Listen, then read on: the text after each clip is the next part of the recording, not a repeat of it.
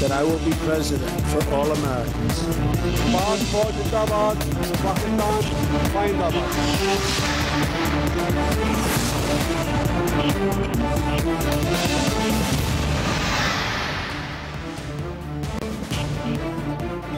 जी से शुरू होता है हर सवाल और हर जरूरी सवाल के जवाब के लिए तजुर्बे, तहकीक और हकाइक पर मबनी पाकिस्तान का सबसे काबिल एतबार न्यूज प्रोग्राम जी फॉर गरीदा। जी अस्सलाम वालेकुम। प्रोग्राम में सबसे पहले बात करेंगे कुलभूषण यादव केस के हवाले से आलमी अदालत इंसाफ में पाकिस्तान आइंदा क्या करने जा रहा है, इसके हवाले से एक्सक्लूसिव खबर आपसे शेयर करेंगे।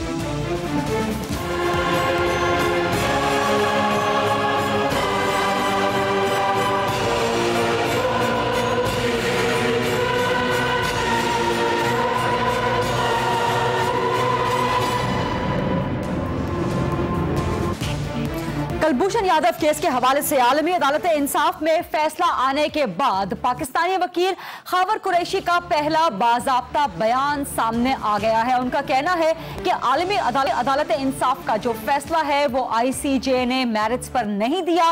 भारत ने आलमी अदालत इंसाफ के सामने गलत हकाइक रखे हैं।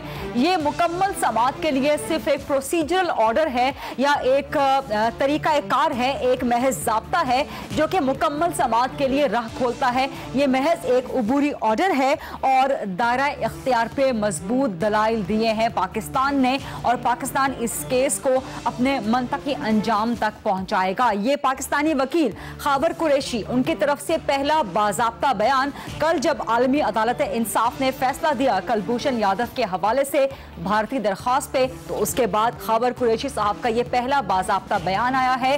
कल अटॉर्नी जनरल साहब का भी यही मौक़िफ़ सामने आया था। उसके बाद मुशीर खारजा सरताज अजीज साहब ने भी इस बात पे इसरार किया था कि पाकिस्तान आलमी अदालत इंसाफ से दूर नहीं जाएगा और इस केस को मंतकी अंजाम तक पहुंचाएगा। और उनका भी यही कहना था, पाकिस्तान की रियासत का यही मौक़िफ़ है जो कि अब पाकिस्तानी वकील खावर कुरैशी की ज़बानी भी सामने आया है कि पाकिस्तान के दलाइल ख़ासतौर पर ICJ के दायरा इख्तियार के हवाले से वो बहुत मजबूत हैं और पाकिस्तान अपने इस केस को मंतकी अंजाम तक पहुंचाएगा। खावर कुरैशी का कहना है कि भारत ने गलत हकाइक आलमी अदालत इंसाफ के सामने रखे हैं और इस उबूरी फैसले से पाकिस्तान के केस को नुकसान नहीं पहुंचता।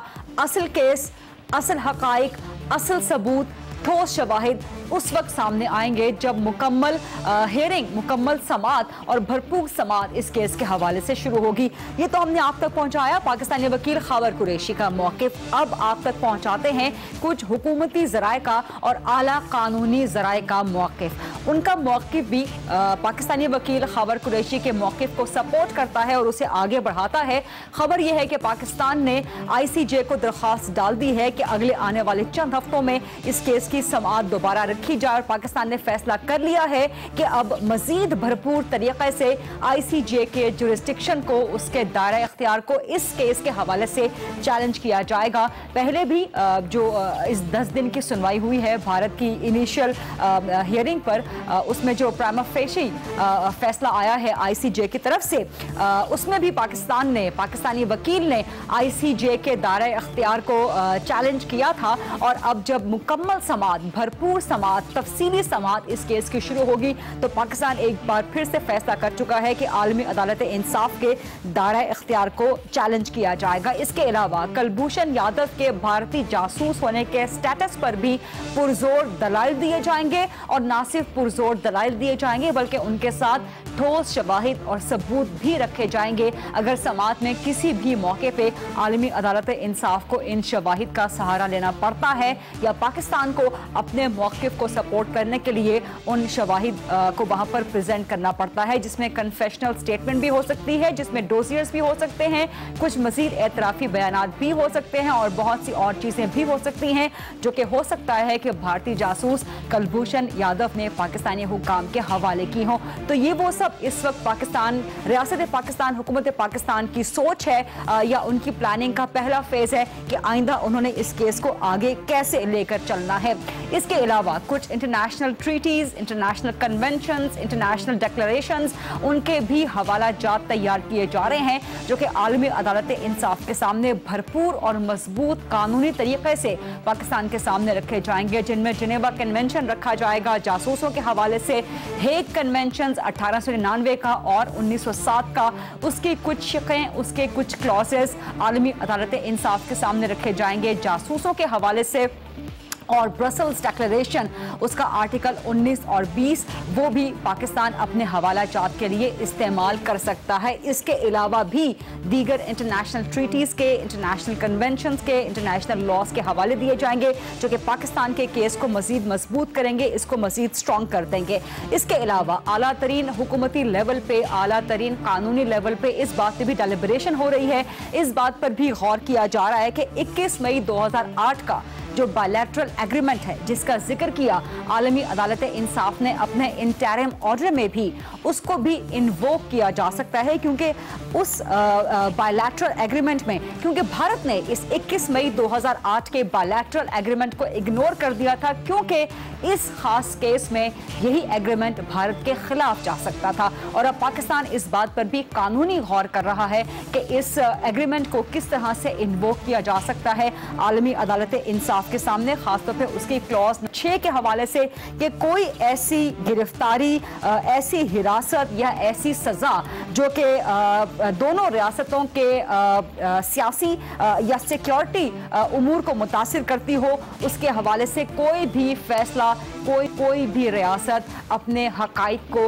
अपने लॉस को, अपने कवानीन को मद्देनजर रखते हुए करेगी। तो इस वक्त ये वो चंद एक अहम उमूर हैं जिन पर आला हुकूमती ज़राए, आला कानूनी ज़राए जो हैं वो गौर कर रहे हैं। इसके अलावा एक डिस्कशन, एक जो मशवरा सामने आया, जो इस वक्त आला तरीन लेवल पे मुशावरतें मुसलसल चल रही हैं बैकडोर, उसमें ये आया कि जिन केसेस का, जिन अमेरिकन केसेस का ICJ के इस इंटरिम ऑर्डर में जिक्र किया गया है, उन केसेस पर अमेरिका ने अमल नहीं किया और अमेरिका ऑप्शनल प्रोटोकॉल 1963 उससे दस्तबरदार हो गया था। तो क्या पाकिस्तान ऐसा करना अफोर्ड कर सकता है?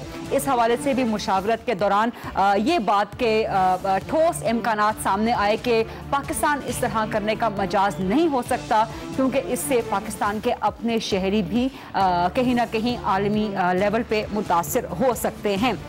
सो ये था वो एक्सक्लूसिव पाकिस्तान के वकील खावर कुरैशी का मौक़िफ़ और पाकिस्तान के हुकूमती ज़राए और पाकिस्तान के आला कानूनी ज़राए जो कि इस केस से जुड़े हुए हैं, वो किन लाइंस पे सोच रहे हैं, वो हमने आप तक पहुंचा दिया। इस पूरे मामले की जिस्ट, इस पूरे मामले का लुब्बे लबाब ये है कि पाकिस्तान इस केस को कमज़ोर नहीं छोड़ेगा और इस वक्त तक जो भी स्पेकुलेशंस की जा रही हैं भारत में या पाकिस्तान में मीडिया के कुछ हलकों में, उन स्पेकुलेशंस को आइंदा आने वाले दिनों में गलत साबित किया जाएगा और कानूनी लिहाज से गलत साबित किया जाएगा। प्रोग्राम में लेते हैं एक ब्रेक और ब्रेक के बाद जब हम वापस आएंगे तो एक बड़ी खबर के हवाले से डिस्कशन करेंगे कि वज़ीर-ए-आज़म नवाज शरीफ कामयाब दौरा चीन के बाद वतन वापस आ गए हैं, लेकिन उनके लिए आगे दो बड़े चैलेंजेस, दो बड़े दौरे फौरन सामने आ रहे हैं। एक सऊदी अरब का जहां ट्रंप से मुलाकात हो सकती है और दूसरा आस्ताना का दौरा जहां मोदी से मुलाकात हो सकती है।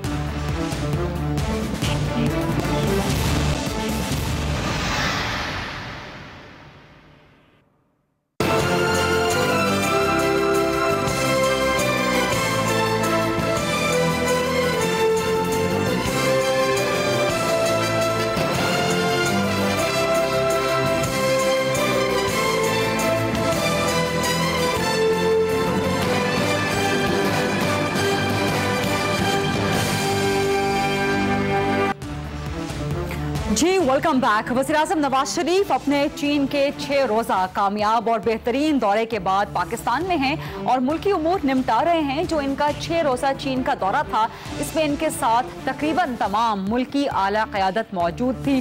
पाकिस्तान के 4 वज़ीर आला मौजूद थे, तमाम बड़े वफाकी वज़रा, अहम वजारतों के ओहदेदार इनके साथ मौजूद थे और बड़ा भरपूर 6 रोज़ा दौरा करके वज़ीर-ए-आज़म साहब वतन वापस तशरीफ़ लाए हैं और बड़ी कौमी यकजहती का पैगाम भी चाइना को दे के आए हैं। लेकिन अब 2 बड़े ऐसे चैलेंजेस हैं जो कि वज़ीर-ए-आज़म नवाज शरीफ के सामने आज से ही सर उठा के खड़े हैं और अगले महीने तक ये उन्हें चैलेंज करते रहेंगे। ये दो बड़े चैलेंजेस उनके आने वाले दो बड़े दौरों के हवाले से है। कल वज़ीर-ए-आज़म नवाज शरीफ सऊदी अरब के दौरे पे जा रहे हैं, जहां उन्हें दावत मिली है अरब इस्लामिक कॉन्फ्रेंस में शिरकत करने के लिए, और ये कॉन्फ्रेंस सऊदी अरब के इत्तेहादी ममालिक की है। और यहाँ पर ख़ास तौर पे बात काबिल गौर और काबिल ज़िक्र है कि इसमें अक्सरियत बल्कि वो तमाम 41 ममालिक शामिल हैं कि जिन पर मुश्तमिल इस्लामी अस्करी इत्तेहाद भी इस वक्त सऊदी अरब की सरबराही में कायम है, जिसकी सरबराही जनरल राहील शरीफ साहब कर रहे हैं। इसके अलावा ये तो कल वज़ीर-ए-आज़म साहब का इमीडिएट दौरा सऊदी अरब है, लेकिन अमेरिकी सदर ट्रंप भी इस कॉन्फ्रेंस में शिरकत के लिए सऊदी अरब पहुंच रहे हैं। आज किसी वक्त अमेरिकी वक्त के मुताबिक उनकी आमद सऊदी अरब में मुतवक्के है, और ये भी तवक्को की जा रही है कि इस कॉन्फ्रेंस की साइड लाइन्स पे अमेरिकी सदर ट्रंप और पाकिस्तानी वज़ीर-ए-आज़म नवाज शरीफ की मुलाकात हो सकती है। इससे पहले अमेरिकी सदर ट्रंप के जो ख्यालात इस्लाम के हवाले से, खासतौर पर पाकिस्तान के हवाले से रहे, वो किसी से ढके छुपे नहीं हैं।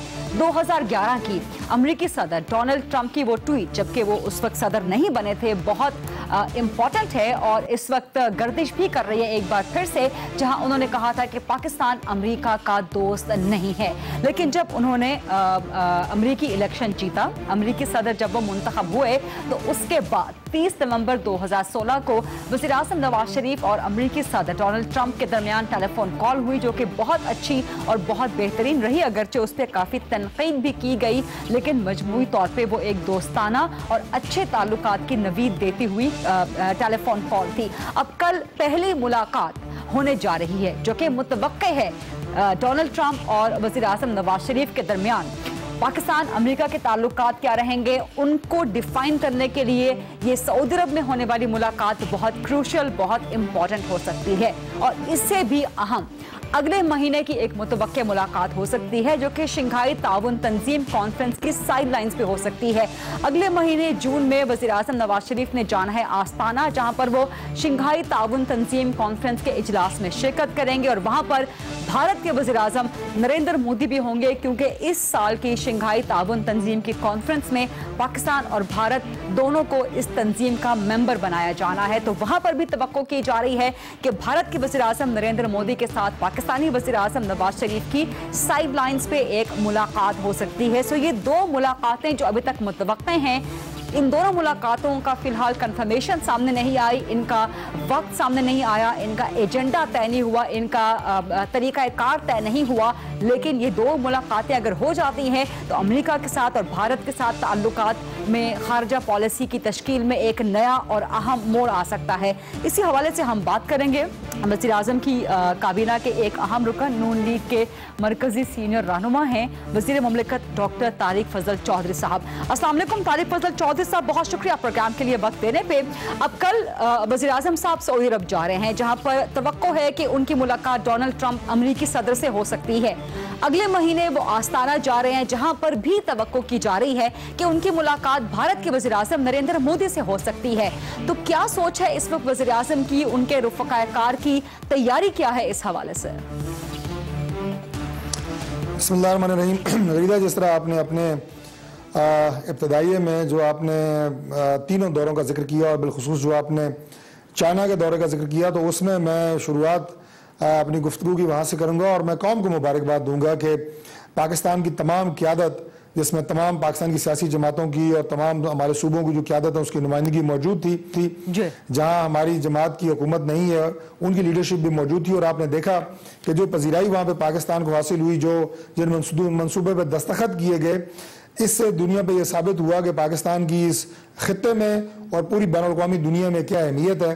और हमने, मैं समझता हूँ कि हमारी मैं तमाम पॉलिटिकल पार्टीज़ को ये कहूँगा कि पहली दफ़ा बहुत मुद्दबराना तरीके से और बड़ी मेच्योर तरीके से हमने वहाँ पे अपना मौक़िफ़ पेश किया और हम एक कौम नजर आए। ये मेरा एक मतलब वन लाइनर था। तारिक फजल चौधरी साहब, लेकिन चीन तो अपना यार है, तो उसके साथ तो ताल्लुकात बहुत अच्छे रहने ही हैं। चाइना के साथ ताल्लुकात मजीद अच्छे कराए हैं, अमेरिका के साथ ताल्लुकात की नौयत क्या होने जा रही है?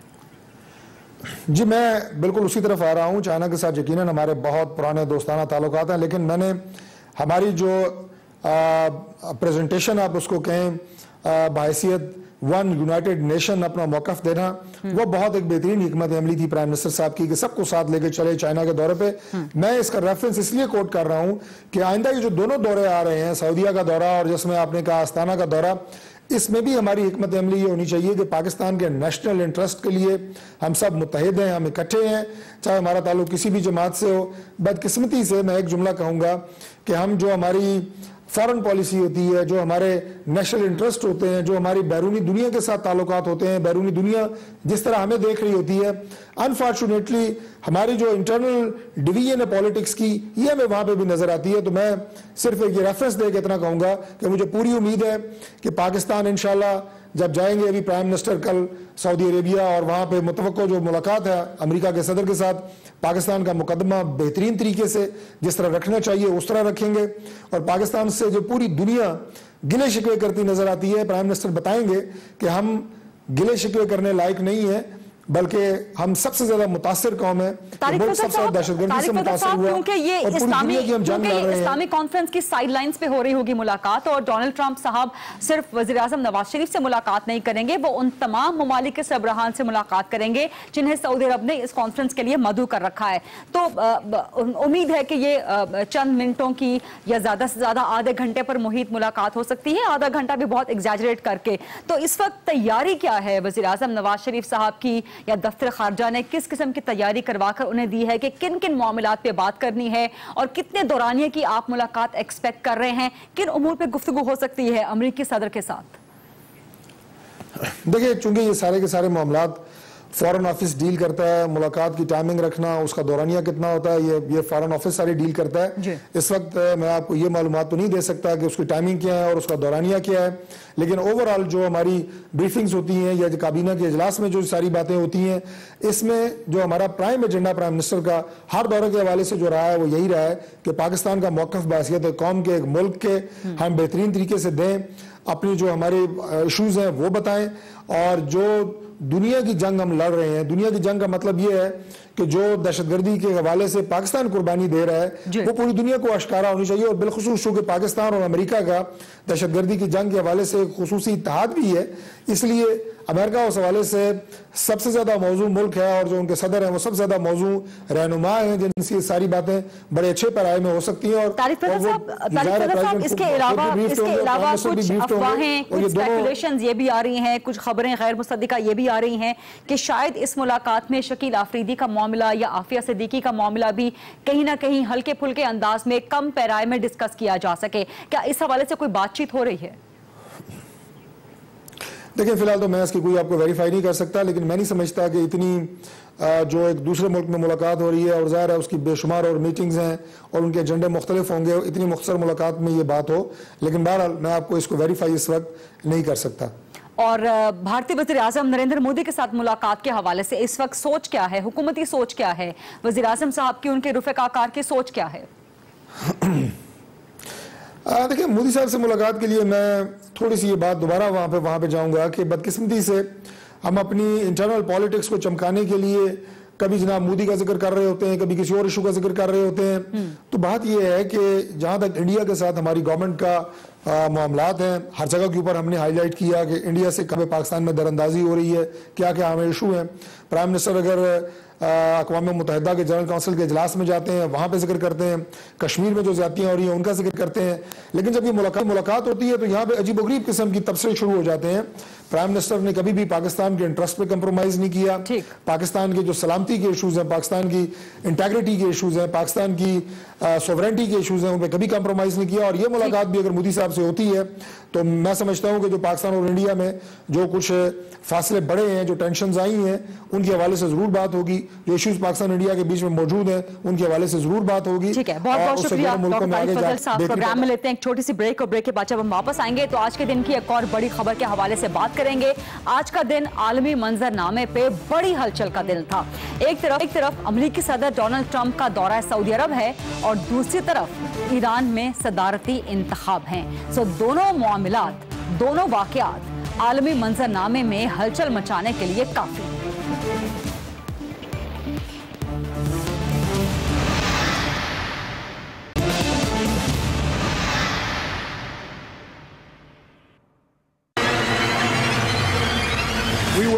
endorse old alliances against radical Islamic terrorism.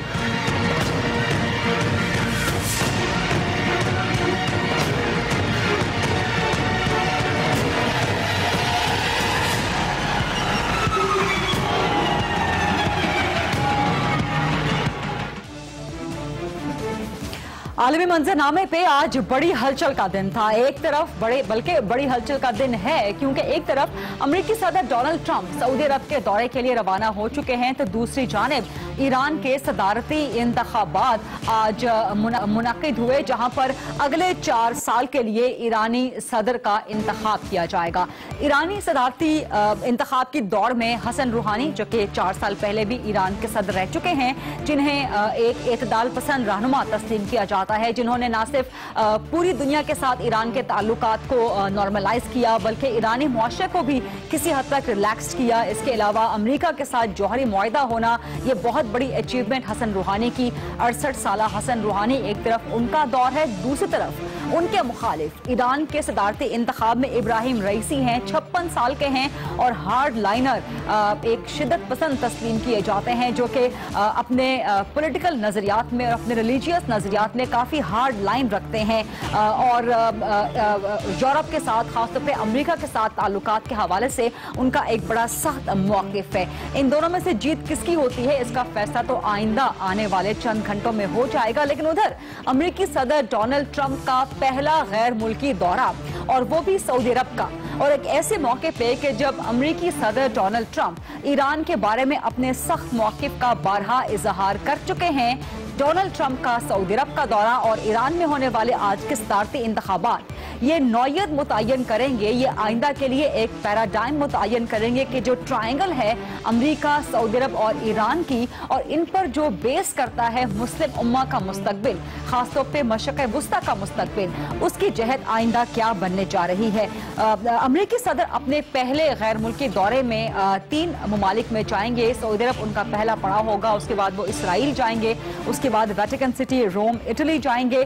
Saudi अरब में उन्हें सऊदी शाही खानदान ने मदऊ किया है उस अरब इस्लामिक कॉन्फ्रेंस के लिए, जिसके तहत दहशतगर्दी से मिलकर निमटने की हिकमत अमली तय की जाएगी। कल ही सऊदी अरब के वजीर खारिजा आदिल अल जुबैर, उन्होंने सहाफियों से बात करते हुए कहा कि जो सऊदी अरब का विजन है, जो सऊदी अरब देख रहा है कि दुनिया को दहशतगर्दी से किस तरह से पाक करना है, तिजारत किस तरह से बढ़ानी है, बिल्कुल विजन अमेरिका रखता है और अमेरिकी सदर डोनाल्ड ट्रंप रखते हैं। और इस दौरे से सऊदी अरब को बहुत ज्यादा तवक्कुआत हैं। इस वक्त सऊदी दारुलहुकूमत रियाद को एक बेहतरीन शाही अंदाज में सजा दिया गया है अमेरिकी सदर की आमद के लिए। जगह जगह न सिर्फ अमेरिका के बल्कि उनके साथ साथ सऊदी अरब के झंडे आवेजा हैं, लहरा रहे हैं। एक भरपूर सऊदी शाही इस्तकबाल डोनाल्ड ट्रंप का इंतजार कर रहा है। अगरचे डोनाल्ड ट्रंप कई दफा अपनी इलेक्शन कैंपेन के दौरान और अमेरिकी सदर मुंतखब होने के बाद भी सऊदी अरब के हवाले से बहुत सख्त मौक़िफ़ दे चुके हैं, खासतौर पे वर्ल्ड ट्रेड सेंटर के हवाले से भी। लेकिन जिस तरह के इस्तकबाल की उनकी तैयारियां इस वक्त रियाद में जारी हैं, तो लगता है कि सऊदी अरब वो तमाम तहफ़्फ़ुज़ात, वो तमाम खदशात भुला के अमेरिका के साथ एक नए दौर का आगाज़ करना चाहता है। और इस वक्त बुनियादी तौर पर जो बातें सामने आ रही हैं कि जो तवक्कुआत हैं सऊदी अरब को अमेरिकी सदर के इस दौरे से, उसमें नुमाया ये है कि ईरान का मुकाबला किस तरह से करना है, ईरान की ताकत को किस तरह से कर्टेल करना है, सऊदी अरब और अमेरिका ने मिलकर दहशतगर्दी का किस तरह से मिलकर मुकाबला करना है, इसराइल और फ़लस्तीन के दरमियान कोई अमन मुआहदा हो सकता है या नहीं, इस पर भी सऊदी अरब और अमेरिका के दरमियान बातचीत मुतवक्के है।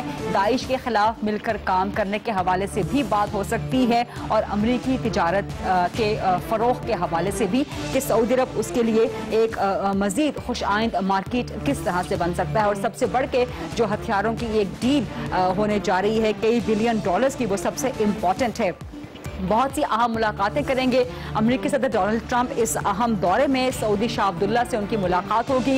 इसके अलावा गल्फ कोalition के रहनुमाओं से भी वो मुलाकात करेंगे और सबसे बढ़ के इस इस्लामी कॉन्फ्रेंस में जिन तमाम ममालिक के सरबराहान को मदऊ किया गया है, उन सब के साथ डोनाल्ड ट्रंप मुलाकात करेंगे। इसके अलावा global centre for combating extremist ideology Riyadh में, उसका भी इफ्तिताह करेंगे अमेरिकी सदर डोनाल्ड ट्रंप सऊदी शाह अब्दुल्ला के साथ मिलकर। और उसके बाद सऊदी शाही वली अहद मोहम्मद बिन सलमान के हमरा सोशल मीडिया कॉन्फ्रेंस से भी खिताब करेंगे। आप जानते हैं कि डोनाल्ड ट्रंप ट्विटर पर बहुत ज्यादा एक्टिव हैं। सो ये वो तमाम मामलात हैं जिन पर हमारी गुफ्तगू रहेगी। इसके अलावा कुछ ज़राए ये भी कह रहे हैं कि जो 41 ममालिक का इस्लामी अस्करी इत्तेहाद है उससे भी अलग सलग हो सकती है। और ये भी तवक्को की जा रही है कि इस इस्लामी अस्करी इत्तेहाद के सरबराह जनरल राहील शरीफ साहब की भी शायद अलग सलग हो अमेरिकी सदर डोनाल्ड ट्रंप से। इन तमाम मामलों पे बात करेंगे। मुझे वाशिंगटन से ज्वाइन कर रहे हैं सीनियर तज्जिया निकार और दानिश्वर मुईद यूसुफ साहब। अस्सलाम वालेकुम मुईद यूसुफ साहब, बहुत शुक्रिया प्रोग्राम के लिए वक्त देने पे। अमेरिकी सदर का दौरा सऊदी अरब पहला गैर मुल्की दौरा, और उसके बाद बल्कि उसके साथ साथ ईरान में होने वाले सदारती इंतखाबात, इन दोनों का कोरिलेशन आप क्या देख रहे हैं? खासतौर पे आलमी मंजरनामे पे क्या इम्पैक्ट क्रिएट कर सकते हैं इन दोनों?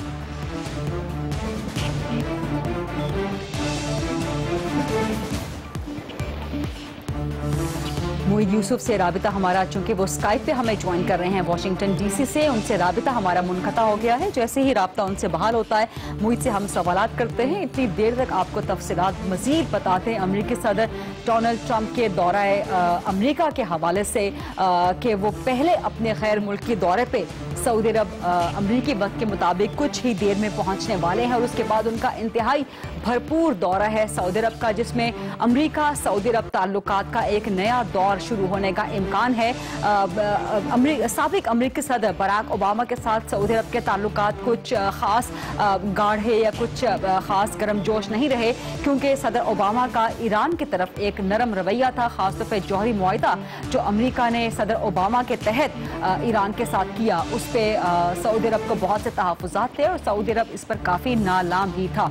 इसके अलावा जंगे शाम के हवाले से सदर ओबामा के जो और ओबामा एडमिनिस्ट्रेशन के जो बिलीव्स थे उसके साथ भी काफ़ी क्लैश रहा सऊदी अरब का। और अमेरिकी सदर डोनाल्ड ट्रंप के साथ ज़्यादा करीबी ताल्लुकात सऊदी अरब उस्तवार करते हुए देख रहा है, क्योंकि ईरान के खिलाफ वो एक सख्त रद्द-ए-अमल अपना रहे हैं पहले दिन से जब उन्होंने अपने ओहदे का चार्ज संभाला था, बल्कि जिस दिन से उन्होंने अमेरिकी इंतखाबात जीते थे ईरान के लिए उनका रवैया इंतहाई सख्त था। और जब से शामी एयरबेस पे अमेरिकी सदर डोनाल्ड ट्रंप ने हमला किया फोर्सेस ने, अमेरिकी फोर्सेस ने, उस वक्त से सऊदी अरब जंगे शाम के हवाले से अमेरिका से ताल्लुकात एक बार फिर मजबूत करने का ख्वाहिशमंद है। सिर्फ अमेरिकी सदर का दौरा सऊदी अरब ही नहीं बल्कि ईरान में होने वाले आज के सदारती इंतखाबात, क्या वहाँ पर कोई एतदाल पसंद जीतता है जो अमेरिका और यूरोप के साथ अपने ताल्लुकात को मजीद आगे बढ़ाएगा, या वहाँ पर कोई हाइनत जीतता है कि जिसके बाद ईरान के अमेरिका और यूरोप से ताल्लुकात बिल्कुल मुख्तलिफ नहज इख्तियार कर जाएंगे। इसी हवाले से हम बात करेंगे वॉशिंगटन में मौजूद सीनियर तज्जियाकार और दानिश्वर मुईद यूसुफ से। अस्सलाम वालेकुम मुईद यूसुफ, आपको मेरी आवाज आ रही है? जी आ रही है गरीदा। एक तरफ अमेरिकी सदर का दौरा है सऊदी अरब, दूसरी तरफ साथ ही ईरान के होने वाले सदारती इंतखाबात, ये दो बहुत बड़े वाकयात हैं आलमी मंजरनामे का रुख मुतय्यन करने के लिए। इनका इम्पैक्ट क्या देख रहे हैं आप आने वाले दिनों में? देखिए गरीदा, ये जो दौरा सऊदी अरब है ट्रंप साहब का, मेरे नजदीक ये बहुत ही अहमियत का हामिल है। अगर ईरान के सदारती इंतखाबात ना भी हो रहे होते तो सऊदी अरब की कोशिश ये है कि जो अमेरिका का एक पुराना अलायंस स्ट्रक्चर है जिसमें सऊदी अरब मुस्लिम दुनिया का सबसे अहम रुकन है मशरिक वुस्ता में, वो वापस उसको कायम किया जाए, मजबूत किया जाए। आपको याद होगा ओबामा साहब की पॉलिसी जो है वो किसी हद तक ईरान की तरफ उसका रुझान था, या कम से कम लचक नजर आ रही थी, और सऊदी अरब उससे बहुत नाला था। तो इसलिए ये एक तब्दीली या वापसी की जानिब जा रहा है मेरे नजदीक अमेरिका की जो खारजा पॉलिसी का अलायंस स्ट्रक्चर है। और उसमें आप ये भी देखें कि इजराइल जो है वो उनका अगला स्टॉप है सऊदी अरब के बाद। तो एक सिग्नल है बड़ा वाजे कि सऊदी अरब जो है वो अहम रुकन है। आईसिस का मामला है, दहशतगर्दी के खिलाफ मुस्लिम दुनिया में सऊदी अरब जो है वो सबसे सरे फहरिस्त है अमेरिका की अलायंस स्ट्रक्चर में। और फिर इजराइल जो मशरिक वुस्ता की अमेरिका की पॉलिसी की एक फोर्स समझ लीजिए कंटेन करने के लिए जो भी अमेरिका को वहां से खतरात है। तो ये एक बहुत अहम नुक्ता है जिसको सामने रखना चाहिए कि आप शायद ईरान की जानिब और ज्यादा एक सख्त रवैया देखेंगे अमेरिका की तरफ से, और अगर वहां पे ये इनके हार्डलाइनर इब्राहिम साहब, जो इब्राहिम रईसी साहब हैं, वो जीतते हैं, जिसका इम्कान कम है, लेकिन अगर उस तरफ बात ईरान में जाती है तो फिर ये मुझे लगता है ताल्लुकात अमेरिका और ईरान के और कशीदा हो जाएंगे। जिस तरह आपने कहा कि सऊदी अरब के बाद अगला पड़ाव अमेरिकी सदर का इसराइल का है, तो इसराइल फलस्तीन मुआहिदा, अमन मुज़ाकरात, इनके हवाले से कोई ब्रेक थ्रू या कोई इनिशियल बड़ा स्टेप होता आप इस दौरे सऊदी अरब में देखते हैं?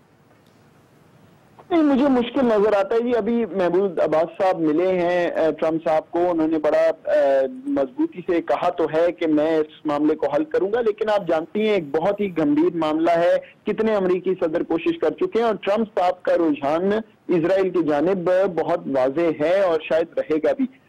सऊदी अरब इसमें कोई ऐसा खातिर खा मेरे नजदीक रोल अदा कर नहीं सकता, हालांकि वो इजराइल के साथ भी उनके ताल्लुकात पसे पर्दा चलते रहते हैं।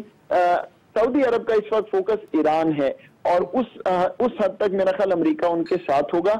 अरब जो फलस्तीन और इजराइल वाला मामला है उस पर मेरे नजदीक बात तो जाहिरी बात है होगी, शायद ट्रंप साहब दोबारा ये बात करें कि वो इस अमन के लिए कोशा हैं, लेकिन इस दौरे में कोई खातिर खा ब्रेक थ्रू मुझे नजर नहीं आता। बहुत बहुत शुक्रिया मोईद यूसुफ वॉशिंगटन डीसी से हमें ज्वाइन करने के लिए। प्रोग्राम में लेते हैं एक छोटी सी ब्रेक, और ब्रेक के बाद जब हम वापस आएंगे तो एक हल्की फुल्की लेकिन अपनी नौयत की एक बड़ी खबर के हवाले से बात करेंगे कि 25 गैर मुल्की रेसलर्स अब लाहौर पहुंचे हैं, जो कि पहलवानों का गढ़ समझा जाता है पूरे बर्र-ए-सग़ीर में।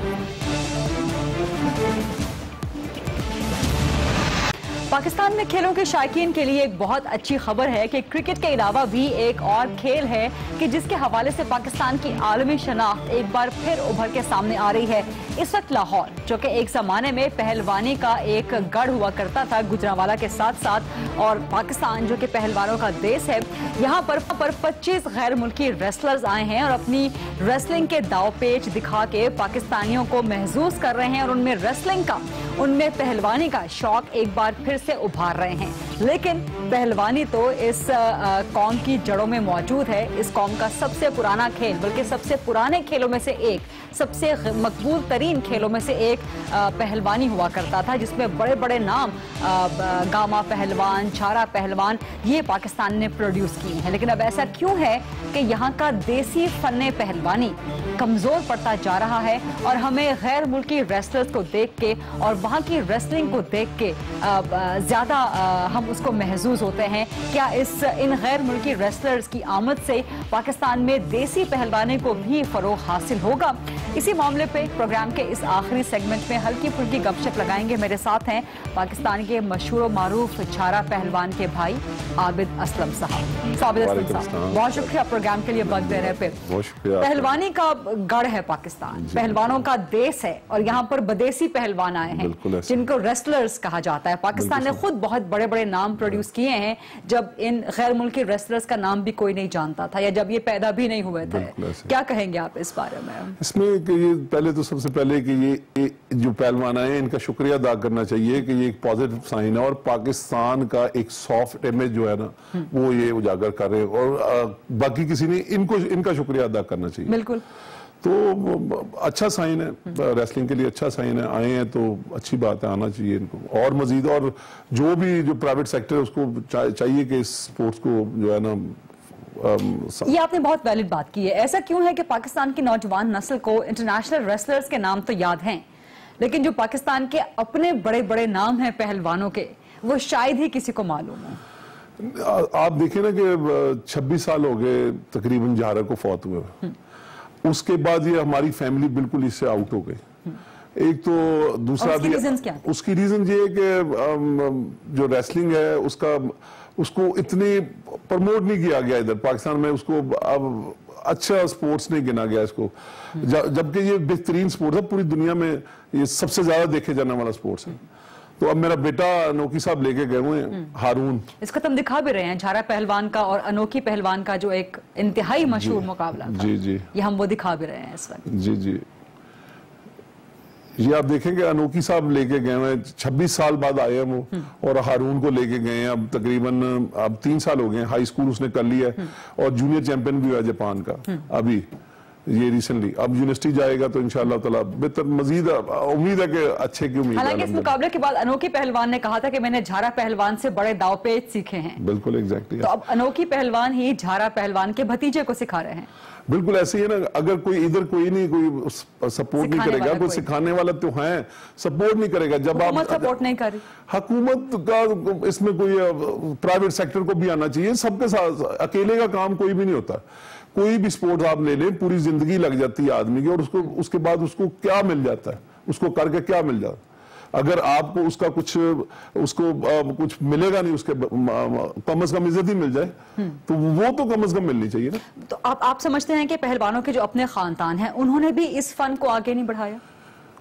उनका भी कसूर है इसमें, उनका भी कसूर है, लेकिन हम इसको पॉजिटिवली लेंगे। हम जब तक आप मीडिया साथ नहीं चलेगा, जब तक अगर जितने भी ये जो फैमिलीज हैं इनको साथ नहीं लेके, जब प्राइवेट सेक्टर नहीं आएगा, जैसे पहले था PIA था, बैंक था, जारा बैंक में भी मुलाजिम थे, तो इस तरह आना चाहिए। प्राइवेट सेक्टर को भी आगे आना चाहिए, सेमी गवर्नमेंट को भी, गवर्नमेंट को भी आना चाहिए। ये सारा मिलकर ही होगा, इस तरह कभी नहीं हो सकता, कोई भी अकेला कुछ भी नहीं कर सकता। आबिद असलम साहब, बहुत शुक्रिया आज प्रोग्राम के लिए तशरीफ लाने के लिए। प्रोग्राम देखने का बहुत शुक्रिया। I will see you tomorrow. Sir, thank you.